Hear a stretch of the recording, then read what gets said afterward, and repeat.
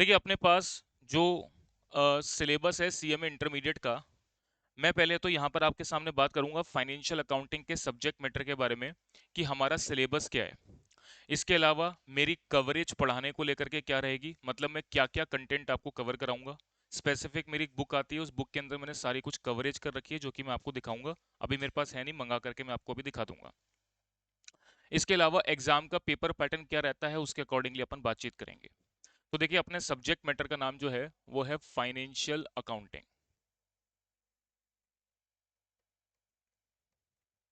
आपको नोट कुछ नहीं करना है, केवल समझने की बात करनी है। देखिए यहाँ पर अपन बात करते हैं। सबसे पहले तो मैं बात करूंगा आपके सिलेबस के बारे में।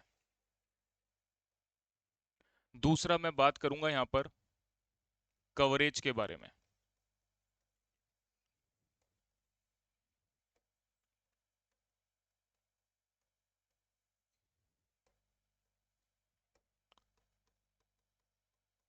कि पढ़ाते वक्त मैं क्या क्या कवर करूंगा। और दूसरी बात हम करेंगे एग्जाम के पैटर्न के बारे में। एग्जाम का पैटर्न कैसा आता है। देखिए सबसे पहले हम बात करते हैं अपने सिलेबस के बारे में कि फाइनेंशियल अकाउंटिंग का सिलेबस क्या है। देखिए सीए में इंटरमीडिएट में आपके पास 8 पेपर हैं। ग्रुप 1 में आप 4 पेपर पढ़ेंगे, ग्रुप 2 में आप 4 पेपर पढ़ेंगे। ग्रुप 1 में जो 4 पेपर हैं उसमें पहला पेपर है लॉ एंड एथिक्स का। दूसरा पेपर है फाइनेंशियल अकाउंटिंग का। तीसरा पेपर है डायरेक्ट एंड इनडायरेक्ट टैक्सेशन का। और चौथा पेपर है कॉस्ट अकाउंटिंग का। यानी अगर मैं दोनों ग्रुप के बारे में बात करूं तो ग्रुप 1 जो है वो थोड़ा सा डिफिकल्ट है कंपेयर टू ग्रुप 2। इसका मतलब ग्रुप 1 के चारों सब्जेक्ट जो हैं वो एक वास्ट सिलेबस कंटेन करते हैं और एक टेक्निकल पढ़ाई कंटेन करते हैं। इसके बाद हम बात करते हैं ग्रुप 2 के बारे में। ग्रुप 2 में भी आपको 4 पेपर पढ़ने हैं। पहला पेपर है operation management and strategic management का। दूसरा पेपर यहाँ पर रहेगा कंपनी अकाउंट्स एंड ऑडिट का। तीसरा पेपर रहेगा financial management and data analytics का। और चौथा पेपर रहेगा मैनेजमेंट अकाउंटिंग का। तो ऐसे 8 पेपर आप जो हैं इस इंटरमीडिएट की जर्नी में तय करेंगे। मेरे साथ जो आप जर्नी तय करेंगे वो इंटरमीडिएट के ग्रुप 1 में रहेगी फाइनेंशियल अकाउंटिंग को लेकर के। और ग्रुप 2 के अंदर रहेगी फाइनेंशियल मैनेजमेंट को लेकर के।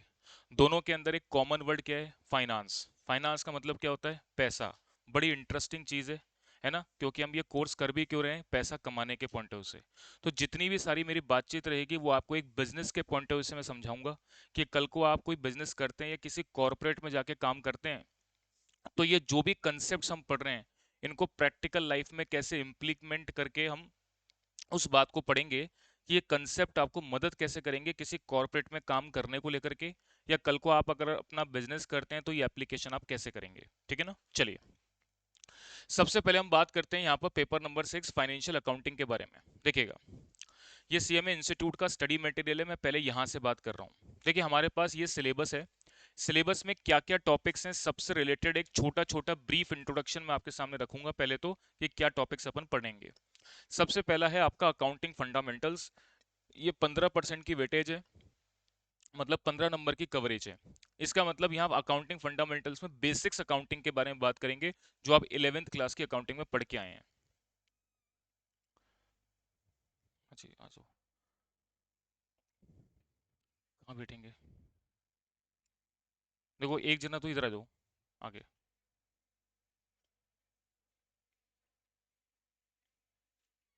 1 मिनट रुको आप, हाँ, यहाँ बैठो। और दूसरा जना कहाँ बैठेगा। आप एक काम करो, आप ना पीछे चले जाओ, उन दो के बीच में चले जाओ। आप इधर आ जाओ, पीछे ना गेट बंद कर दो एक बार। कुंडी लगानी पड़ेगी। फटाफट बैठ जाओ। चलिए, हाँ जी, शोर नहीं, बिल्कुल सामने देख करके समझना ध्यान से। अब बिल्कुल सामने देखेंगे अभी आप। अकाउंटिंग फंडामेंटल बेसिक अकाउंटिंग के बारे में बात करेगा जो आपने आपने 11th क्लास की अकाउंटिंग में पढ़ा हुआ है। इसके बाद है अकाउंटिंग स्पेशल ट्रांजैक्शन जिसमें bills of exchange consignment joint venture आता है।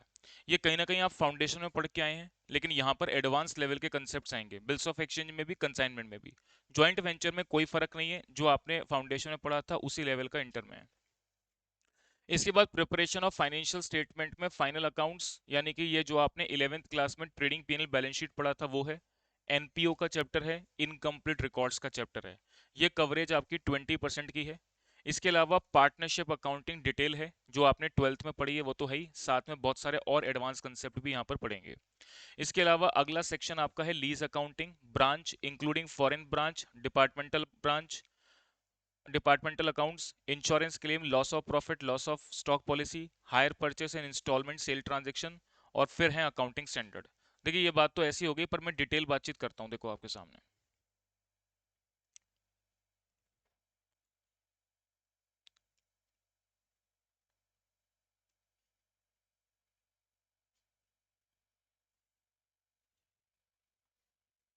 देखिएगा, देखिए सबसे पहला अकाउंटिंग फंडामेंटल से मैंने आपको बताया, इसमें बेसिक्स अकाउंटिंग है जो आपने 11th क्लास में पढ़ी है। देखो क्या क्या टॉपिक्स अपन पढ़ेंगे इसमें। ये तो basic concept legal institutional accounting को लेकर के, accounting principle concepts and conventions. ये प्रिंसिपल कंसेप्ट्स एंड कन्वेंशन का मतलब क्या चीजें, जैसे गोइंग कंसर्न, डुअल एस्पेक्ट, ऐसे बहुत सारे कंसेप्ट्स आपने 11th क्लास में पढ़े होंगे, ये बेसिक थ्योरी उसके बारे में है। कैपिटल एंड रेवेन्यू ट्रांजैक्शंस के बारे में बात करते हैं, एक्सपेंडिचर रिसिप्ट, यानी कौन से ट्रांजैक्शंस को कैपिटल बोला जाएगा, कौन से रेवेन्यू। कैपिटल का मतलब जिसका बेनिफिट मोर देन 1 ईयर देखने को मिलता है, और रेवेन्यू का मतलब जिसका बेनिफिट आप विद इन ईयर कंज्यूम कर लेते हैं।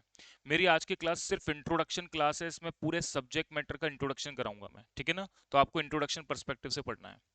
इसके बाद बात करते हैं अकाउंटिंग साइकिल। इसके अंदर बात करेंगे हम कि अकाउंटिंग इक्वेशंस कैसे बनती है, double entry system, ledger posting, trial balance, general entry, ये सारी बातें हैं।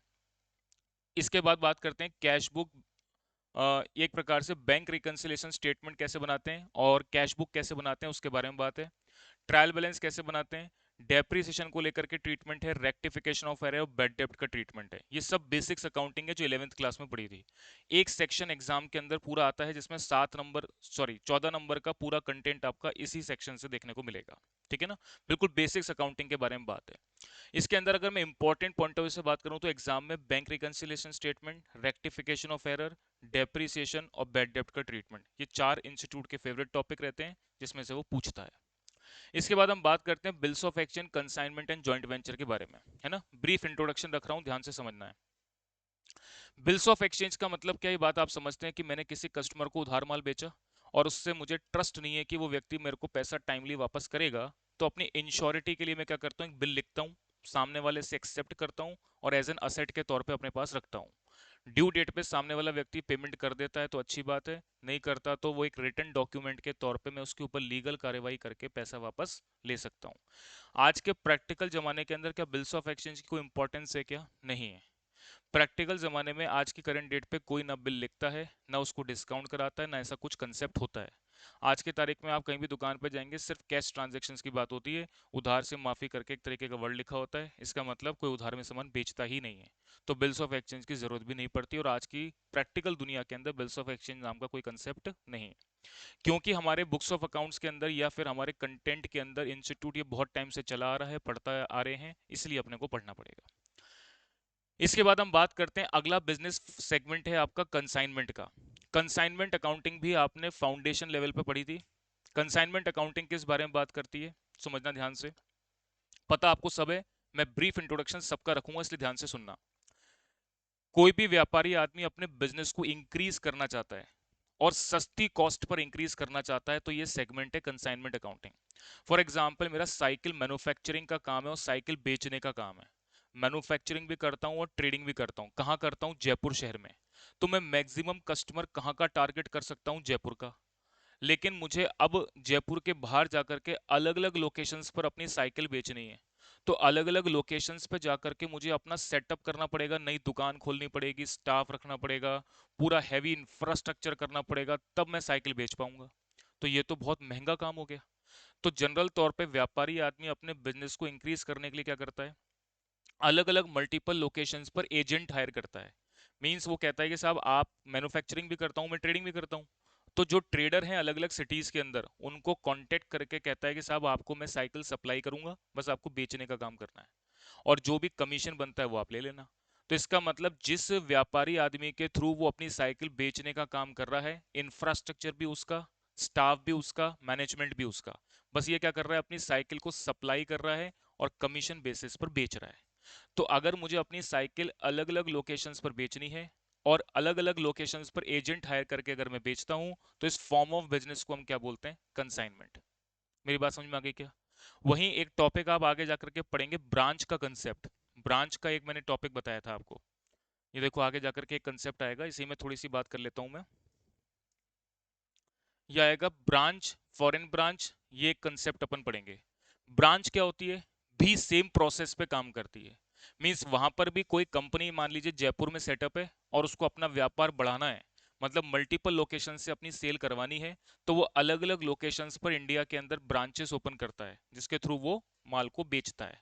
लेकिन ब्रांच कंसेप्ट किसी छोटे व्यापारी के पॉइंट ऑफ व्यू से नहीं पढ़ते, किसके पॉइंट ऑफ व्यू से, बड़ी कॉर्पोरेट के पॉइंट ऑफ व्यू से पढ़ते हैं।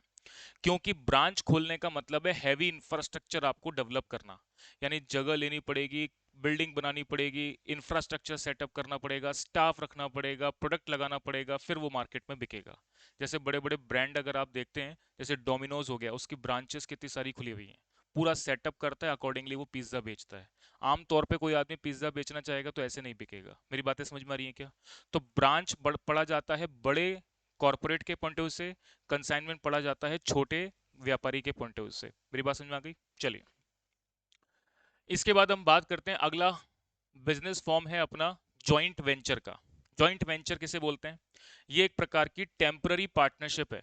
टेम्पररी पार्टनरशिप का मतलब क्या?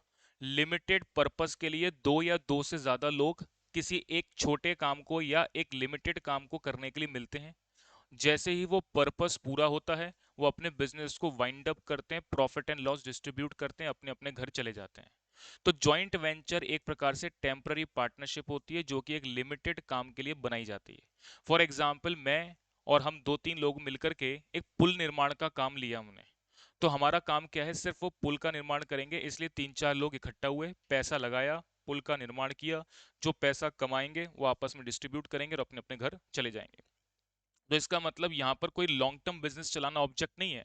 हमारा ऑब्जेक्ट सिर्फ क्या था, वो पुल का निर्माण करना। जैसे ही वो काम कंप्लीट होगा, हमारा बिजनेस क्या हो जाएगा, खत्म, वाइंड अप कर देंगे। मेरी बात समझ में आ गई? चलिए, तो जॉइंट वेंचर ये आपको समझ में आ गई बात। इसके बाद हम बात करते हैं फाइनेंशियल स्टेटमेंट। ये एक सेगमेंट ऑफ टॉपिक है जिसके अंदर तीन टॉपिक पढ़ेंगे, फिर ये एक सेगमेंट है जिसके अंदर हम फाइनेंशियल स्टेटमेंट के बारे में बात करते हैं। सबसे है पहले है preparation of financial statement of commercial transactions. इसमें अपन क्या बात करेंगे, जो आप ट्रेडिंग पीएनएल बैलेंस शीट बनाते हैं उसके बारे में। जैसे आपने 11th क्लास में पढ़ा होगा, जनरल एंट्री बनाते हैं, फिर उसकी लेजर पोस्टिंग करते हैं, फिर उसका ट्रायल बैलेंस बनाते हैं, फिर उसके बाद अपन उसके फाइनल अकाउंट्स बनाते हैं, जिसमें ट्रेडिंग पीएनएल और बैलेंस शीट बनाई जाती है। तो इस चैप्टर के अंदर आप ट्रायल बैलेंस की मदद से फाइनल अकाउंट्स को कैसे बनाते हैं इसके बारे में बात होंगी। लेकिन यहाँ पर आप एक बात समझना, जो भी बातें आप 11th में, 12th में या फाउंडेशन में पढ़ के आए हैं, वहां से काफी एडवांस लेवल की चीजें आपको यहाँ मिलेंगी। चीजें वही होंगी, बट क्वेश्चन का लेवल, उनके पूछने का तरीका, नंबर ऑफ ट्रांजैक्शंस और डिफिकल्टी लेवल सब बढ़िया लेवल पर आएगा, सब हार्ड लेवल पर आएगा, है ना? क्योंकि प्रोफेशनल है, इंटरमीडिएट है, तो यहाँ पर ऐसा तो नहीं है वही 11th क्लास में जो पढ़ा था वही टाइप ऑफ क्वेश्चन आपको देखने को मिलेंगे, तो एडवांस लेवल के सवाल मिलेंगे।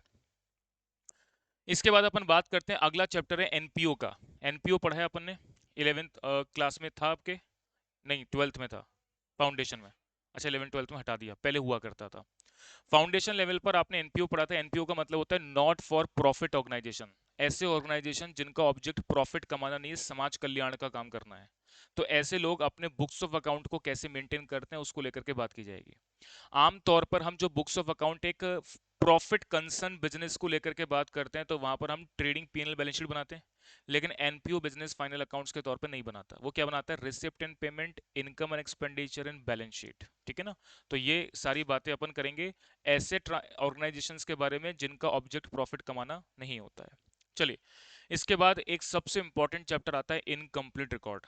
एग्जाम में 100% सवाल आता है, ऐसा कोई एग्जाम नहीं है आज तक इतिहास का, 2016 हो चाहे 2022 सिलेबस हो, जिसमें इनकम्प्लीट रिकॉर्ड का सवाल नहीं आया हो।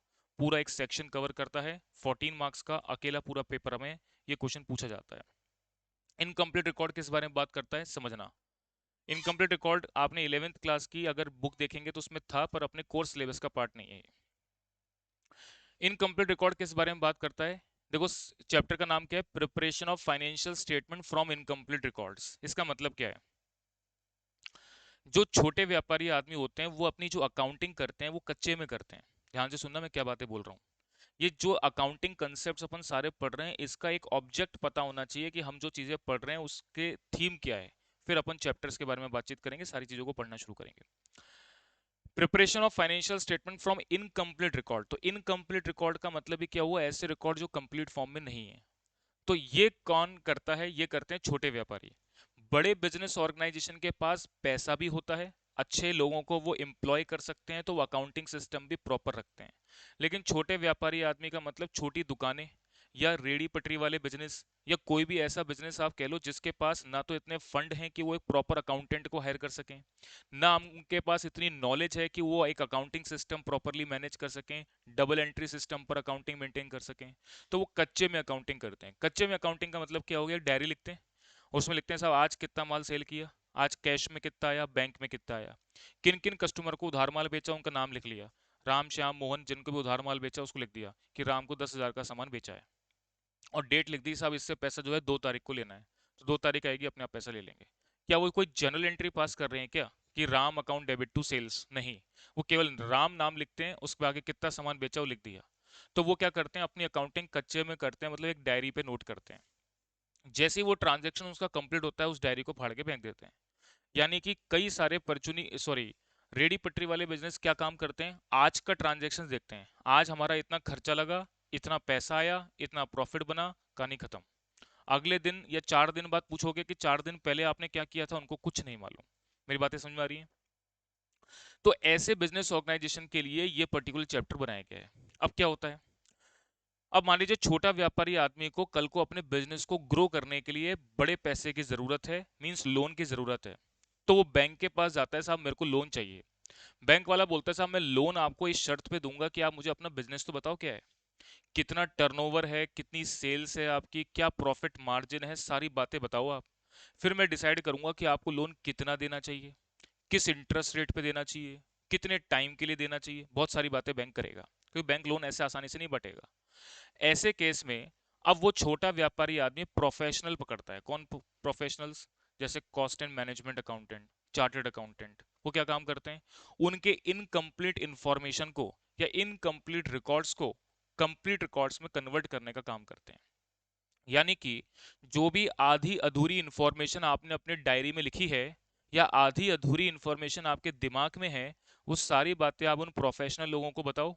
वो क्या करेंगे, इसको कंप्लीट फाइनेंशियल स्टेटमेंट में कन्वर्ट करेंगे, यानी डबल एंट्री सिस्टम या प्रॉपर अकाउंटिंग सिस्टम में कन्वर्ट करेंगे और बढ़िया सी बैलेंस शीट बना करके आपको देंगे।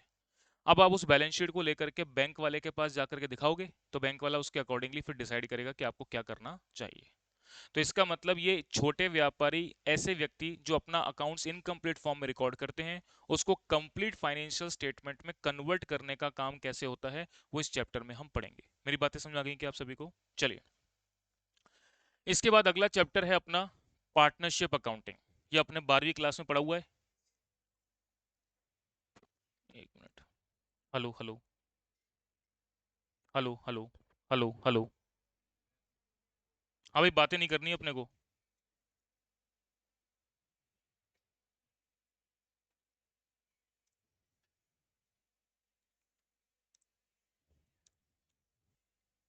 हाँ जी भाई, बिल्कुल बातें नहीं करनी, सामने देखेंगे अब। पार्टनरशिप अकाउंटिंग के अंदर जो बातें आपने पढ़ी थी वो तो सारी हैं ही, साथ में एडवांस लेवल की और पार्टनरशिप के बारे में भी अपन बात करेंगे।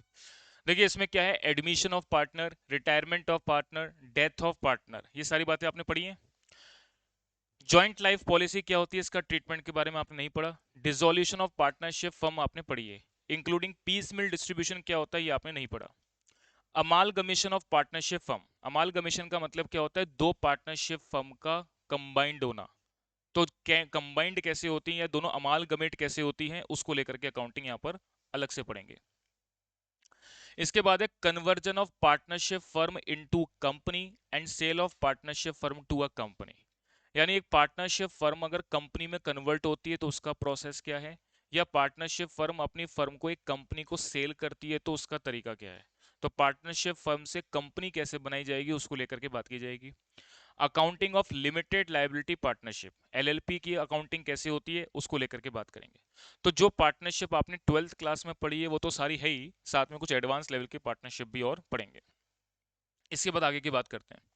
अब इसके बाद अगला चैप्टर आता है अपना लीज अकाउंटिंग। ये लीज अकाउंटिंग के बारे में थोड़ी देर में बाद में बात करूंगा, अकाउंटिंग स्टैंडर्ड से रिलेट करेगा।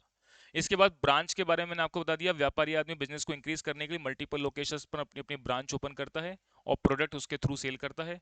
तो अब मल्टीपल लोकेशंस में विद इन इंडिया या विद इन सिटीज भी आप ब्रांच ओपन कर सकते हैं, आउट ऑफ इंडिया यानी फॉरेन ब्रांच भी ओपन कर सकते हैं। तो अब ब्रांच कंसेप्ट में क्या होता है, जैसे मान लो मैं हेड ऑफिस हूँ, हेड ऑफिस कहाँ है मेरा, जयपुर में, और मैंने इंडिया की अलग अलग लोकेशंस पर अपनी ब्रांचेस ओपन करी हुई हैं। पार्टनरशिप को बताने की जरूरत थोड़ा ना है, ये तो जानते हैं आप। अब अलग अलग लोकेशंस पर मैंने अपनी अपनी ब्रांचेस, मान लीजिए इंडिया में 50 अलग अलग जगह अपनी ब्रांचेस ओपन करी है और फॉरेन के अंदर 10 जगह अपनी ब्रांचेस ओपन करी है। तो मैं हेड ऑफिस क्या काम करता हूँ, इन सारी ब्रांचेस की अकाउंटिंग अपने पास करता हूँ या उनकी अकाउंटिंग वो अपने पास खुद करते हैं। फिर at the end of the year सारी अकाउंटिंग को मैं कंबाइंड करता हूं और अपने बिजनेस का whole profit and loss calculate करता हूं। तो यहां पर आपको क्या पढ़ाया जाएगा कि ब्रांच अपने अपने लेवल पर अकाउंटिंग कैसे करते हैं, एक बात। हेड ऑफिस उन सारी अकाउंटिंग को कंसोलिडेट कैसे करता है, मतलब मिलाता कैसे है, और ओवरऑल प्रॉफिट कैसे कैलकुलेट करता है, दूसरी बात। तो ब्रांच की अकाउंटिंग पढ़ेंगे और उन सारी अकाउंटिंग को कंसोलिडेट करके हेड ऑफिस उस अकाउंटिंग को कैसे बनाएगा और प्रॉफिट लॉस कैसे निकालेगा, इन सारी बातों के बारे में बात होगी। मेरी बातें समझ में आ रही हैं कि आपको ये? चलिए, इसके बाद एक दूसरा चैप्टर और है इसी के साथ, डिपार्टमेंटल अकाउंट्स। डिपार्टमेंटल अकाउंट्स किस बारे में बात करता है, एक छोटा सा ब्रीफ। कोई भी प्रोडक्शन प्रोसेस जो भी बनता है, जैसे कोई भी गुड्स मैन्युफैक्चर होगा किसी भी कंपनी के अंदर, तो वो अलग अलग प्रोसेस से होकर के निकलता है। अगर मैं बात करूं कि जैसे मान लीजिए एक अपन एक टेबल बनाते हैं लकड़ी की, तो उसमें क्या होता है कि एक लकड़ी की टेबल के लिए आपको लकड़ियां पहले खरीद करके लानी पड़ेंगी, फिर उसको एक आकार देना पड़ेगा। दूसरे फिर प्रोसेस में क्या होगा कि उसको आप जोड़ने का काम करेंगे, और तीसरे प्रोसेस में उसमें फिनिशिंग पेंट करके उसको बाजार में बेचेंगे। यानी कोई भी प्रोसेस को करने के लिए अलग अलग स्टेज से जब वो प्रोडक्ट निकलता है, तो अपने होल अकाउंटिंग सिस्टम को कन्वर्ट करने के लिए जो बिजनेसमैन है वो उसको डिपार्टमेंटल वाइज एलोकेट करता है कि साहब पहले डिपार्टमेंट को मैं एलोकेट करता हूँ ये काम कि वो लकड़ियों की कटाई करके शेप करेगा। दूसरा डिपार्टमेंट उसको जोड़ने का यानी कि एक इंफ्रास्ट्रक्चर या स्ट्रक्चर बनाने का काम करेगा। और तीसरा डिपार्टमेंट उसकी फिनिशिंग या ऑयलिंग या पेंटिंग करके उसको बाजार में बेचने का काम करेगा। तो यानी आपने पूरे अकाउंटिंग सिस्टम को जब मल्टीपल पार्ट्स में तोड़ दिया, तो उसको हम अलग अलग पार्ट्स को डिपार्टमेंट के रूप में जानते हैं। और अलग अलग, क्योंकि आप समझें कि कोई company as a whole accounting करेगी तो उसको मालूम नहीं पड़ेगा कि कौन सा सेगमेंट अच्छा काम कर रहा है कौन सा बुरा। तो वो अपने होल अकाउंटिंग सिस्टम को मल्टीपल पार्ट्स में तोड़ लेता है ताकि वो ये एनालिसिस कर सके कि कौन सा सेगमेंट ऑफ बिजनेस उसका बढ़िया काम कर रहा है और कौन सा खराब। जो खराब काम कर रहा है उस पर वो काम करके उसको ठीक कर सकता है। तो कुल मिलाकर के डिपार्टमेंटल अकाउंट से आपको सिर्फ ये समझना है कि अपने टोटल अकाउंटिंग सिस्टम को मल्टीपल पार्ट्स में कन्वर्ट करता है, अकॉर्डिंगली फिर उसके बाद वो अकाउंटिंग करता है। क्लियर है बात? चलिए, अगला चैप्टर है अपना insurance claim, loss of stock and loss of profit policy. सबसे पहला चैप्टर ही आपको मैं ये पढ़ाऊंगा, इसके बारे में भी थोड़ी देर में बात करेंगे। तो इंश्योरेंस क्लेम पहला चैप्टर मेरा यही रहेगा। इसके बाद अगला चैप्टर है आपका hire purchase and instalment sale transactions के बारे में। समझना ध्यान से, हायर परचेस या इंस्टॉलमेंट सेल ट्रांजेक्शन्स का मतलब क्या।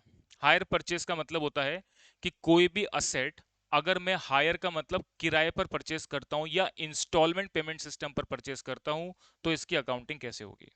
जैसे मान लीजिए कोई भी असेट, एक मशीनरी है 50 लाख रुपए की, मेरे पास आज पैसा देने के लिए नहीं है, तो मैंने क्या करा, उसको इंस्टॉलमेंट पेमेंट सिस्टम पे खरीद लिया और मैं वेंडर के पास गया, साहब मैं इसको 10 इंस्टॉलमेंट में 10 साल तक पे करूंगा।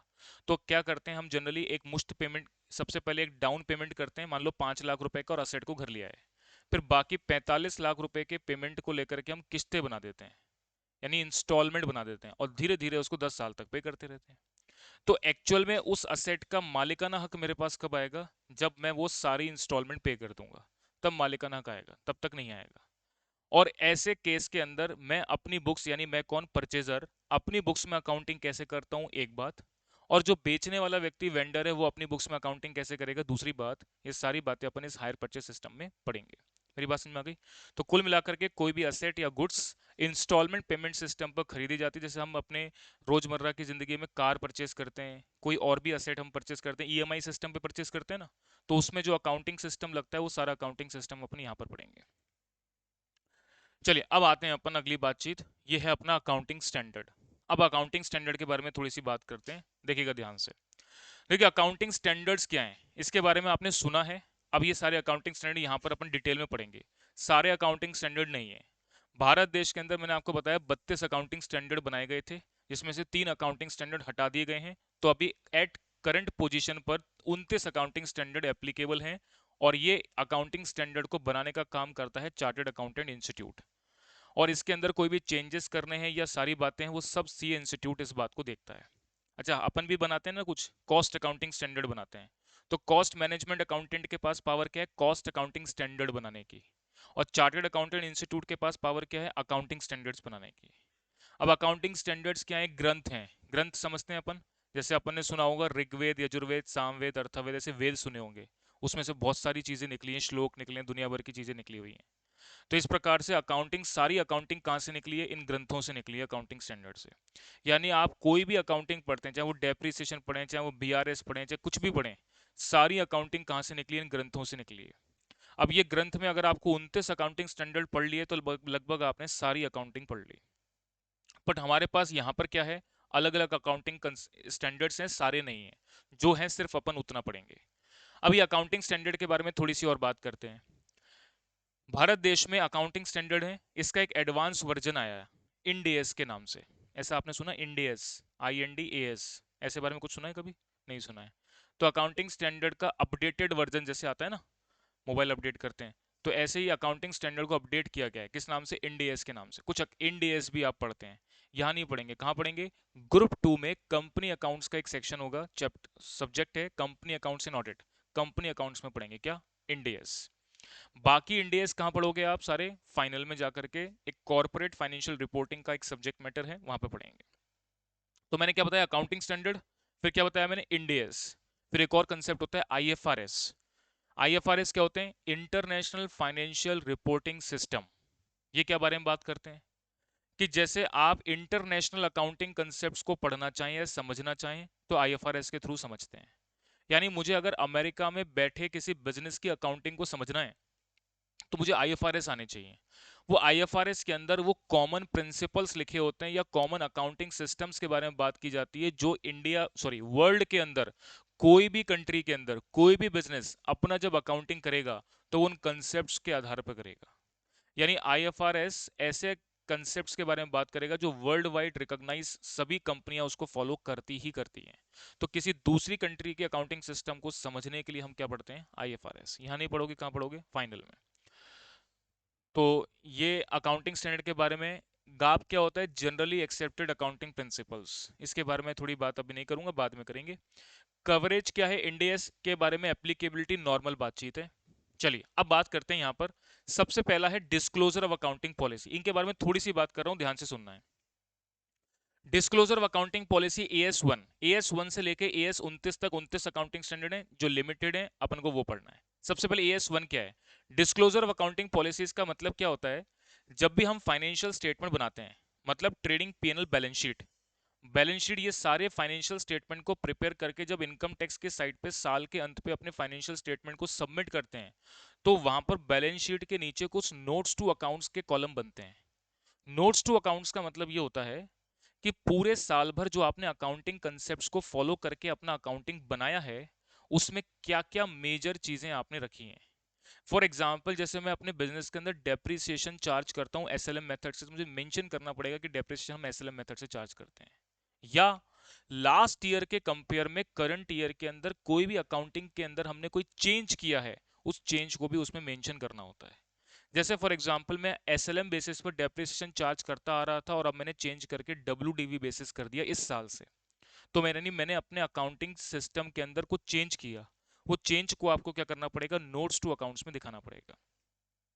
अब ये AS1 disclosure of accounting policy इस बारे में बात करता है कि आप अपने फाइनेंशियल स्टेटमेंट में ड्यूरिंग द ईयर कुछ चेंज कर रहे हैं, या लास्ट ईयर के कंपेयर में कुछ चेंज कर रहे हैं, या कोई नई चीज एड ऑन कर रहे हैं। इन सारी बातों की मेंशनिंग बैलेंस शीट बनाने के बाद आखिर में की जाती है, जो AS1 के हिसाब से रहेगी। अब जब AS1 पढ़ेंगे तब मैं आपको पढ़ाऊंगा क्या सारी चीजें होती हैं। मेरी बातें समझ आ रही हैं आपको ये? चलिए नेक्स्ट आगे की बात करते हैं। अगला चैप्टर है प्रॉपर्टी प्लांट एंड इक्विपमेंट की अकाउंटिंग क्या होती है AS10 के अंदर। पहले अकाउंटिंग स्टैंडर्ड 6 हुआ करता था डेप्रिसिएशन की अकाउंटिंग। मैंने बताया ना 32 थे, 29 रह गए, 3 हटा दिए। उसमें से एक था अकाउंटिंग स्टैंडर्ड 6, जो कि अकाउंटिंग ऑफ डेप्रिसिएशन की बात करता था, उसको अब हटा दिया और डेप्रिसिएशन की अकाउंटिंग मर्ज कहाँ कर दी, एएस 10 में। तो प्रॉपर्टी प्लांट एंड इक्विपमेंट का मतलब जो फिक्स असेट्स हैं उसकी अकाउंटिंग को लेकर के आपके दिमाग में क्या सारी बातें होनी चाहिए वो इस ग्रंथ में लिखी हुई है। तो एएस 10 के अंदर जो बातें सारी लिखी हुई हैं वो सारी बातें जब मैं आपको चैप्टर पढ़ाऊंगा तब इसके बारे में बात करूंगा। तो डेप्रिसिएशन भी अपन इसके अंदर पढ़ते हैं डिटेल में, जो वहां बेसिक्स के अंदर बताया गया था। आपने डेप्रिसिएशन पढ़ा हुआ है क्या? बिल्कुल। आपको पता है एसएलएम कैसे चार्ज करते हैं, डब्ल्यूडीवी कैसे चार्ज करते हैं, पर बहुत सारी बातें डेप्रिसिएशन की ऐसी हैं जो आपने कभी नहीं पढ़ी हैं। तो जब ग्रंथ के माध्यम से मैं पढ़ाऊंगा तो आपको मालूम पड़ेगा कि इसमें इतनी सारी चीजें हैं जो हमने कभी नहीं पढ़ी थी। इसके बाद अगला accounting standard as 11, the effect of change in foreign exchange rate के बारे में। इसका मतलब वो बिजनेस जो इंपोर्ट एक्सपोर्ट के ट्रांजेक्शन्स में इन्वॉल्व हैं, यानी जिनका फॉरेन करेंसी में कोई ना कोई रिसीवेबल है या पेबल है। मान लीजिए मैं कोई सामान एक्सपोर्ट करता हूं अमेरिका के किसी कस्टमर को, तो वहां से जो मुझे रिसीवेबल आएगा वो किस में आएगा, डॉलर में, और उस डॉलर को मैं कन्वर्ट रुपए में करा करके इंडिया में रुपए एंजॉय करूंगा। मेरी बातें समझ आ रही है? अगर मैंने कोई सामान इंपोर्ट किया है, कहां से, अमेरिका से, तो पेमेंट किस में करना पड़ेगा, डॉलर में। तो आप क्या करेंगे, रुपया बेच करके डॉलर खरीदेंगे, तब डॉलर का पेमेंट करेंगे। तो इसका मतलब कोई भी ऐसा बिजनेस ट्रांजैक्शन जिसमें फॉरेन करेंसी का इन्वॉल्वमेंट है, एक बात, या आपने कोई फॉरेन में ब्रांच ओपन कर रखी है, फॉरेन बिजनेस ओपन कर रखा है, उससे आप कोई कन्वर्जन लेकर के इंडिया में आते हैं, तो इस तरीके के ट्रांजैक्शन जिसके अंदर फॉरेन करेंसी का इन्वॉल्वमेंट होगा उसको लेकर के क्या अकाउंटिंग कंसेप्ट्स पढ़े जाएंगे, वो बात हम यहां पर एएस 11 में पढ़ेंगे। मुझे एक बात बताओ, इंडिया के अंदर जब आप अपना साल खत्म होने के बाद फाइनेंशियल स्टेटमेंट बनाते हैं, और आपको ये बात मालूम पड़ेगी जब टैक्स पड़ेंगे, तो साल भर का जो भी प्रॉफिट बिजनेस कमाता है उसका टैक्स पे करता है अगले फाइनेंशियल ईयर में। अगले फाइनेंशियल ईयर में बताता है साहब प्रीवियस ईयर में हमने क्या कमाया था, उसके ऊपर ये रहा टैक्स। तो जो फाइनेंशियल स्टेटमेंट सबमिट किए जाएंगे वो डॉलर में सबमिट किए जाएंगे, येन में सबमिट किए जाएंगे, पाउंड में किए जाएंगे, किसमें किए जाएंगे, इंडियन रुपी में। तो कोई भी ट्रांजैक्शन जब आप फॉरेन करेंसी के अंदर करते हैं तो उसको आपको इंडियन करेंसी में कन्वर्ट करना है, अकॉर्डिंगली फाइनेंशियल स्टेटमेंट बनाने हैं और इनकम टैक्स की वेबसाइट पर डालने होते हैं। मेरी बातें समझ आ रही हैं क्या? तो इसका मतलब फॉरेन करेंसी में कभी भी रिपोर्टिंग इंडिया में नहीं हो सकती, किसमें होगी, इंडियन रुपी में। तो फॉरेन करेंसी के सभी ट्रांजैक्शन को इंडियन रुपी में कन्वर्ट करने के अकाउंटिंग सिस्टम्स क्या हैं वो सारे बातें अपन यहां पर पढ़ेंगे। मेरी बातें समझ आ रही हैं आप सभी को? चलिए, अगला है accounting for government grant as 12। Government grant किस बारे में बात करता है, कोई भी बिजनेस, कोई भी बिजनेस जब वो रन करता है और गवर्नमेंट से किसी भी प्रकार की सब्सिडी या बेनिफिट्स उसको मिलते हैं, तो उस बात की अकाउंटिंग कैसे होगी। अच्छा एक बात सुनना ध्यान से, सारे बिजनेस में सारे अकाउंटिंग कंसेप्ट फॉलो नहीं होते। जैसे फॉर एग्जांपल हम बात करें तो एएस 11 हमारे लिए फॉलो होगा क्या, इस इंस्टीट्यूट के लिए एएस 11 फॉलो नहीं होगा। क्यों नहीं होगा, क्योंकि फॉरेन करेंसी के अंदर कुछ इन्वॉल्वमेंट होता ही नहीं, सब इंडियन रुपए के अंदर आता है, तो कुछ कन्वर्जन का पॉइंट ऑफ व्यू नहीं है, तो एएस 11 हमारे लिए फॉलो ही नहीं होगा। यानी हमारे अगर फाइनेंशियल स्टेटमेंट बनेंगे तो एएस 11 का उसमें कोई रोल नहीं होगा। क्या एएस 10 का रोल होगा, बिल्कुल होगा। Property plant and equipment, equipment लगे ना सारे, इनकी अकाउंटिंग होती है, डेप्रिसिएशन चार्ज होता है, तो एएस 10 एप्लीकेबल होगा। एएस 1 एप्लीकेबल होगा, बिल्कुल होगा, ये तो नॉर्मल है, ये सब में एप्लीकेबल होता है। गवर्नमेंट ग्रांट एप्लीकेबल होगी नहीं, तो गवर्नमेंट से सब्सिडी आती नहीं, है ना। जैसे बड़े बड़े स्कूल कॉलेजेस के अंदर क्या होता है, कुछ स्टूडेंट्स आपको ऐसे पढ़ाने होते हैं जो गरीब तबके के हैं और ऐसे केस में बीपीएल परिवार के हैं, तो ऐसे केस में गवर्नमेंट आपको क्या देती है, सब्सिडी। और जब गवर्नमेंट कोई भी प्रकार का बेनिफिट किसी बिजनेस को दे रही है तो एस 12 एप्लीकेबल हो जाएगा और वो सारी अकाउंटिंग आपको उसके अकॉर्डिंगली करनी पड़ेगी। मेरी बात समझ में आ रही है? तो गवर्नमेंट ग्रांट का मतलब गवर्नमेंट से मिलने वाला किसी भी प्रकार के बेनिफिट को आप अकाउंट कैसे करोगे उस बात को लेकर के इस बारे में बताया गया है। अगला आपका एएस 16 है, बोरोइंग कॉस्ट, सबसे बड़ा अकाउंटिंग स्टैंडर्ड है as 16, borrowing cost. Borrowing cost का मतलब क्या होता है, बोरो करना मतलब क्या होता है, उधार लेना, लोन लेना, और लोन पे लगने वाली कॉस्ट किस फॉर्म में होती है, इंटरेस्ट। तो इंटरेस्ट कॉस्ट को लेकर के लगने वाला जो अकाउंटिंग कंसेप्ट हैं वो सारी बातें इसमें पढ़ेंगे। यानी उस इंटरेस्ट कॉस्ट को कैपिटलाइज करना है नहीं करना है, बहुत सारी बातें हैं। कुल मिला के आपको ये समझनी है, चैप्टर के नाम से क्या समझ में आता है कि अगर मैं कोई लोन लेकर के बाजार से, बैंक से लेकर के आता हूं, उस पर लगने वाली कॉस्ट, इंटरेस्ट कॉस्ट को लेकर के अकाउंटिंग कंसेप्ट कैसे पढ़े जाएंगे, वो सब बातें एएस 16 में पढ़ेंगे। आखिरी अकाउंटिंग स्टैंडर्ड है accounting for tax on income, detail बात बाद में करेंगे। टैक्स ऑन इनकम, इनकम के ऊपर जो टैक्स कैलकुलेशन होती है उसको लेकर के बात है। तो जब आप टैक्स पढ़ चुके होंगे तब मैं थोड़ी सी बातचीत वहां पर तब करूंगा, क्योंकि टैक्स के बारे में आपको ज्ञान होगा। एस 22 ये वाली बात हो गई। और एक आपका लीज अकाउंटिंग का कंसेप्ट रह गया था, उसको थोड़ी सी बात और कर लेता हूँ। लीज अकाउंटिंग क्या है, देखना ध्यान से। ये बड़ा इंपॉर्टेंट अकाउंटिंग स्टैंडर्ड है, हर बार एग्जाम में आता है। AS 19 करके लीज अकाउंटिंग है। लीज का मतलब क्या होता है, इस वर्ड से समझते हैं लीज क्या होती है? किराए पे लेना। लीज अकाउंटिंग्स को आप ऐसे समझ लें कि जैसे मान लीजिए कोई भी असेट मुझे खरीदनी है और वो असेट आती है 50 लाख रुपए। ध्यान से सुनना मेरी बात को आप। 50 लाख रुपए की एक असेट है जिसको मुझे, या मशीन है जिसको खरीद करके मुझे अपने बिजनेस में लगा करके अपना काम शुरू करना है। मेरे सामने दो प्रॉब्लम्स हैं। पहली, क्या उस असेट को मैं खरीद करके लाऊं, और खरीद करके लाऊंगा तो मेरे पास पैसा नहीं होगा, बाजार से लोन लूंगा पैसा और असेट को खरीद करके ले आऊंगा, और फिर मैं क्या करूंगा, लोन का इंस्टॉलमेंट के रूप में पे करता रहूंगा। और दूसरा ऑप्शन क्या है कि एक मुश्त पेमेंट करके खरीद करके लाऊं, सॉरी लीज पर लेकर के आऊं। ध्यान से सुनना दोबारा से, या तो मैं उसको खरीद करके लाऊं या उसको मैं लीज पर लेकर के आऊं। लीज का मतलब क्या होता है, किराए पर लाना। अब ध्यान से सुनना मेरी बात को, दिमाग लगेगा, थोड़ा सा दिमाग लगा के सुनना ये क्या बात कर रहेगा लीज अकाउंटिंग। एक ऑप्शन तो मेरे पास है असेट को खरीद के लाने का, एक ऑप्शन है लीज पर लाने का। अगर मैं खरीद करके लाऊंगा तो मेरे को कुछ फायदे होंगे कुछ नुकसान होंगे। कैसे? अगर मैं असेट को खरीद करके लाता हूं तो मेरे पास पैसा नहीं है, बाजार से लोन लूंगा, 50 लाख रुपए का असेट खरीद करके अपने प्रीमाइसेस में इंस्टॉल कर लूंगा। अच्छा, अगर मैं खरीद करके लाता हूं तो उस असेट के ऊपर मालिकाना हक मेरे पास है, तो उस पर डेप्रिसिएशन क्लेम कर सकता हूं क्या? कर सकता हूं। डेप्रिसिएशन अगर मैं क्लेम कर सकता हूं तो डेप्रिसिएशन को मैं प्रॉफिट एंड लॉस के डेबिट में दिखाऊंगा, तो प्रॉफिट कम आएगा तो सरकार को टैक्स भी कम जाएगा। ये बात समझ में आती है? अच्छा, कोई भी असेट अगर मैं खरीद करके लाता हूं तो मालिकाना हक मेरे पास है, उसकी एक्सपेक्टेड लाइफ अगर 10 साल की है, तो 10 साल बाद जब वो असेट खराब हो जाएगी तो उसको कबाड़ में बेचने से स्क्रैप वैल्यू का बेनिफिट भी किसको मिलेगा? मुझे मिलेगा।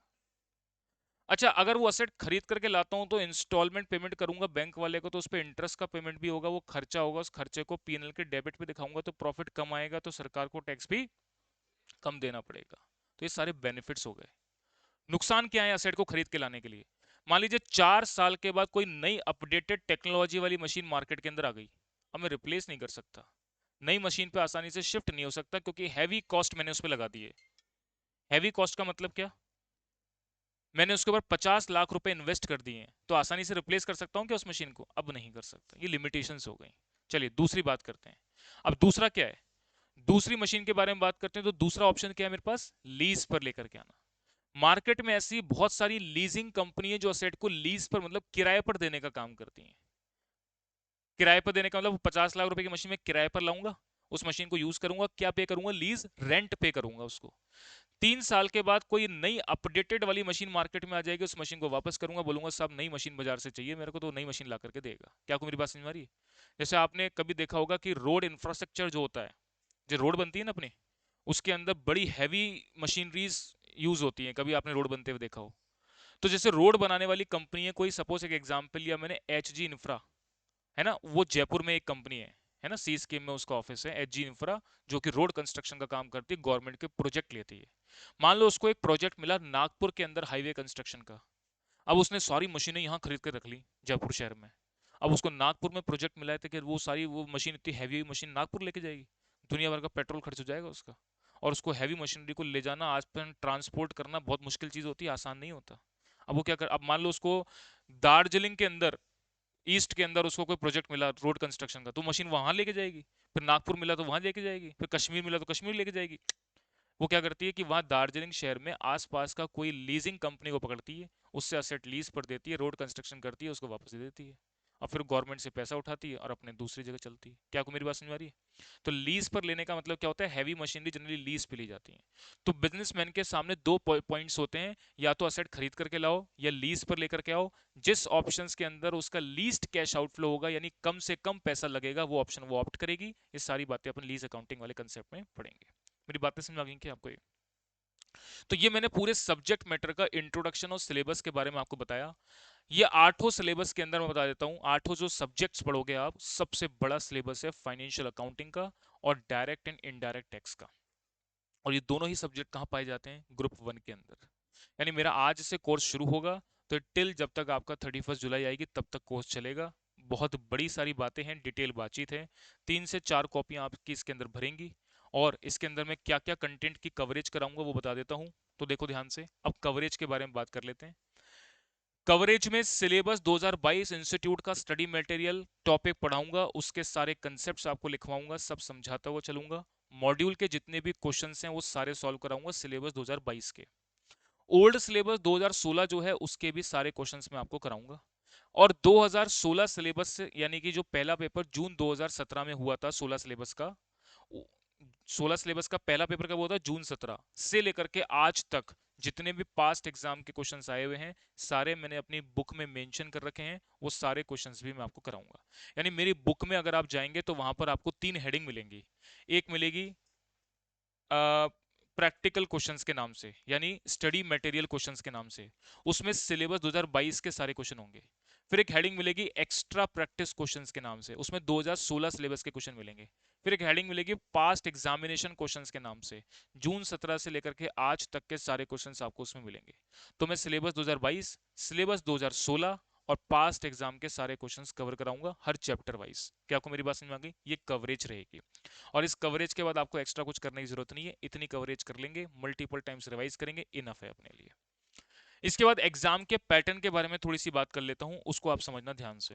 देखिएगा, एग्जाम का पैटर्न क्या है, बड़ा सिंपल पैटर्न है, आपको ओरली बता देता हूं। 100 नंबर का पेपर है, 30 नंबर के ऑब्जेक्टिव आते हैं, 70 नंबर के डिटेल सवाल हैं। 30 नंबर के ऑब्जेक्टिव में 15 एमसीक्यू आएंगे, हर एक एमसीक्यू 2 नंबर का, तो 15 टू 2 कितने हो गए, 30। तो 30 नंबर आपके ऑब्जेक्टिव क्वेश्चंस के हो गए। फिर उसका 70 नंबर में आपके पास 5 क्वेश्चंस आपको अटेम्प्ट करने होंगे 7 में से। तो मैंने क्या बोला, 7 में से कितने अटेम्प्ट करने, 5।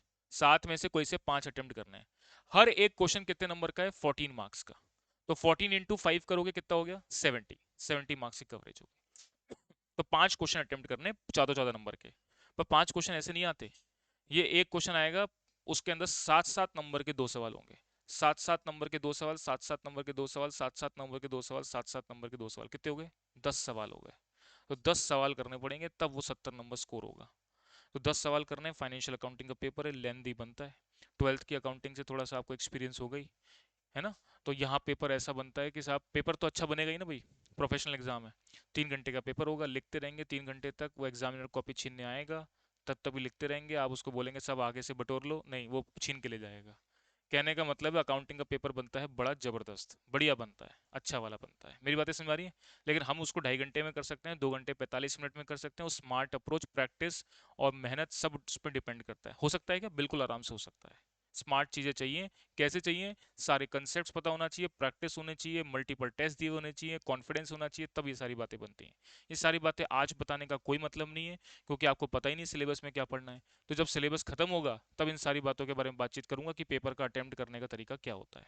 मेरी बातें समझ आ रही हैं आप सभी को? चलिए, अब अपने को पूरे साल भर क्या बातें करनी है उसका 2 मिनट का डिस्कशन है। हालांकि मैं बात की क्लासेस के अंदर करूंगा, 2 मिनट का डिस्कशन और करूंगा, उसको ध्यान से सुनना आप।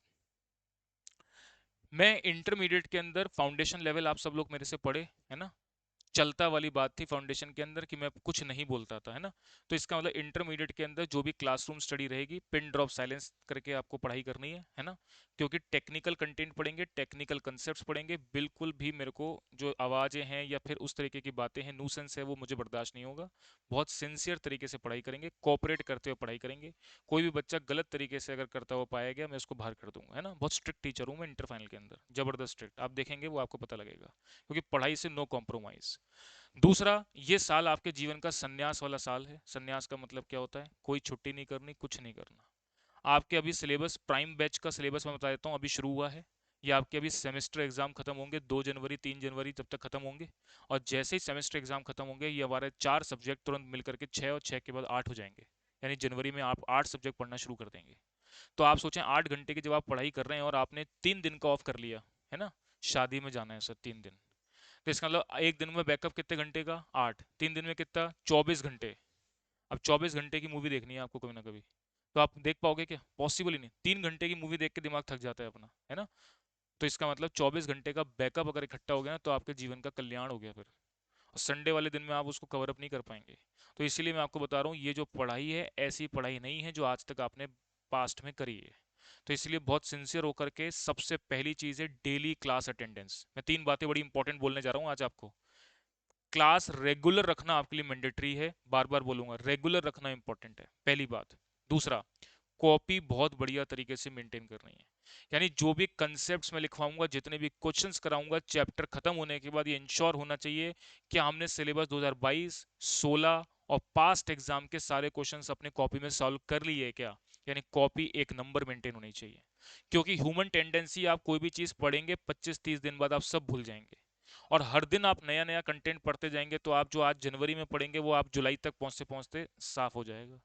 फिर जुलाई के बाद अगस्त में आप रिवीजन करने बैठेंगे और आपने कॉपी ही बढ़िया मेंटेन नहीं कर रखी होगी, तो जबरदस्त कल्याण हो जाएगा। तो कॉपी मेंटेन करना अपने लिए क्या है, मैंडेटरी है। मेरी बात समझ आ गई। और तीसरा, टेस्ट देना बड़ा इंपॉर्टेंट है। आपके दिमाग में वही बात छपेगी जो आप मल्टीपल टाइम्स रिवाइज किए होंगे या आपने मल्टीपल टाइम्स टेस्ट दिया होगा। तो टेस्ट आपके लिए सबसे इंपॉर्टेंट है। मेरे सब्जेक्ट में क्या होगा कि मैं आपको कोई टॉपिक पढ़ाऊंगा, उस टॉपिक का जस्ट बार टेक्स्ट लूंगा, फिर टॉपिक पढ़ाऊंगा, टॉपिक का टेस्ट, टॉपिक पढ़ाऊंगा, टॉपिक का टेस्ट, ऐसे चलेगा। मेरी बातें समझ आ रही हैं कि आपको ये? फिर ये अप जुलाई तक जब तक कोर्स खत्म होगा तब तक सारे कोर्स का टेस्ट भी हो चुका होगा। फिर अगस्त और सितंबर महीने में, 2 महीने के अंदर हमारी रिवीजन क्लासेस होती हैं। तो अगस्त में आपको सेल्फ रिवीजन करना होता है, सितंबर में हम कराते हैं। अक्टूबर में पार्ट टेस्ट सीरीज होती है, नवंबर में फुल टेस्ट सीरीज होती है, दिसंबर में ऑल द बेस्ट होता है ना। तो इसका मतलब दिसंबर में फिर आपका एग्जाम लगता है। टिल एग्जाम तक पकड़ के रखने वाली सिचुएशन रहेगी। सारी बातें आगे की बात, जब आप ड्यू कोर्स, जब आपका सिलेबस चलेगा तब अपन इसके बारे में बात करेंगे। मेरी बातें सभी को समझ में आ गई क्या आज की? चलिए, तो आज की क्लास में इंट्रोडक्शन क्लास रखी है। एक चैप्टर, एक टॉपिक का इंट्रोडक्शन नहीं दिया मैंने, इंश्योरेंस क्लेम। क्यों नहीं दिया? क्योंकि कल मैं पहला चैप्टर उसी को शुरू करूंगा, तो कल अपन उसके बारे में बात करेंगे, इंश्योरेंस क्लेम के बारे में। हालांकि आपके बीकॉम के सेमेस्टर एग्जाम में 19 तारीख को जो पेपर होने वाला है उसमें इंश्योरेंस क्लेम आएगा। पर इससे पहले पिछले साल जो भी सेमेस्टर एग्जाम हुआ करते थे जनवरी में होते थे, तो बच्चा को मैं पढ़ा देता था। बट नहीं पढ़ा पाऊंगा, क्योंकि ये चैप्टर ही अपना में 20-22 दिन का चैप्टर है। तो जितना होता है अपन उसके हिसाब से करेंगे। बाकी तो आपको मैं आज सेमेस्टर एग्जाम के अंदर जो पढ़ाऊंगा उसके अकॉर्डिंगली आपको देखना है। ठीक है ना? चलिए, तो आज की इस क्लास में इतना रखते हैं। कल से हम फ्रेश टॉपिक शुरू करेंगे, उसका नाम क्या है, इंश्योरेंस क्लेम। आज की क्लास में इतना। धन्यवाद।